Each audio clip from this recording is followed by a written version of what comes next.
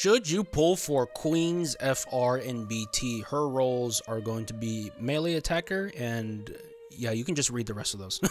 Her skill 1, Speed Rush Thrust, deals 8 HP attacks, granting the party Brave by 30% of her own max Brave, and it extends all of her buffs by 1 turn. Mana Sphere, her skill 2, deals 5 HP attacks, granting the allies Brave by 30% of her max Brave, and granting her buff, Class 0 Tactics for 4 turns. Rasetsu Arousal, her EX, deals 9 HP attacks with 180% splash. It extends her buffs by 1 turn. It sets her HP to 1. It grants her overhead effect, Rasetsu Arousal, for 3 turns, and it activates Rasetsu Arousal State. Let's move on to her Brave and HP commands. They're upgraded with her. Ballista Lunge, her Brave command, is an instant turn rate move that deals 5 HP attacks, extending her buffs by 1 turn and increasing her Brave by 30% of the HP damage dealt. Devastate, her HP attack, is a very high turn rate move, which deals 8 HP attacks with all 20% splash and extends her buffs by 1 turn. Divine Judgment, her LD, it heals the party by 40% of the max HP. It deals 6 AoE HP attacks. It heals the party again by 20% of the HP damage dealt,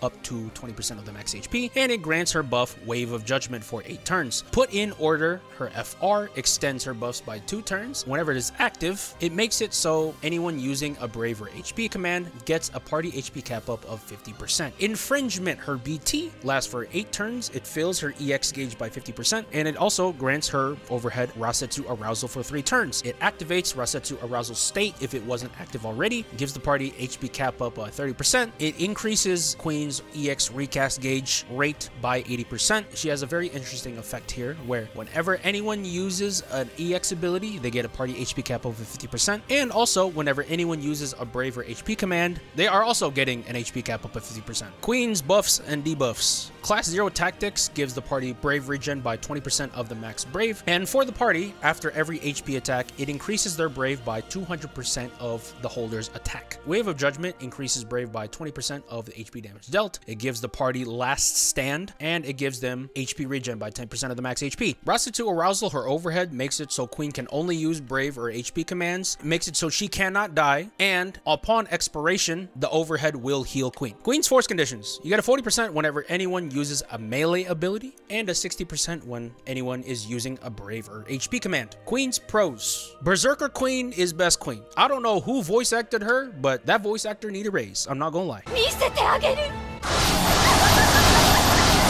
For Queen's Kit, I really like the fact that she gives the party Last Stand. She also gives the party very, very big HP cap ups if both Queen's FR and BT are active. If the party members are using EX or Brave HP commands, you're getting a 130% HP cap up for all of your attacks. That's kind of crazy. If you have a team of units that use Brave HP commands as their main form of attack, Queen gives them 130% HP cap up.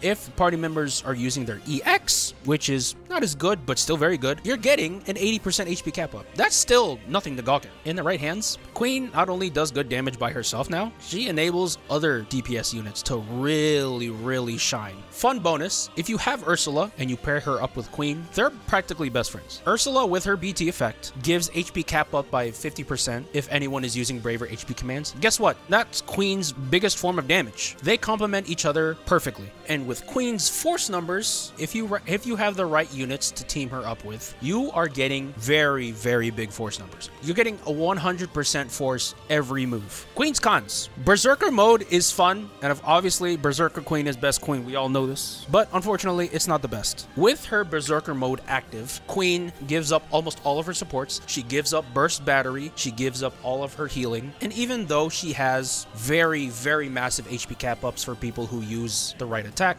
that doesn't excuse the fact that her HP dumps by themselves aren't the most impressive. You have 8 dumps for the HP, and you have 9 dumps for the EX. I was a bit disappointed when I saw that, I'll be honest. She's still going to be doing a good amount of damage, don't get me wrong, but it's going to be nowhere near top level. If you excuse her Berserker mode aside, the only form of direct healing that she has only comes from her LD. With the way Shinryu works, you can't spam the LD. Last con, with her force weapon, it works amazing for some units, but that's only if you build it correctly. It's amazing for some units, but horrible for others. Is Queen's BT necessary? Her burst is is what makes her Berserker mode a lot stronger. But if you don't really care about Crazy Queen and you care more for her support and utility and don't mind the damage decrease, you don't need her BT. My should you pull rating for Queen is an A+.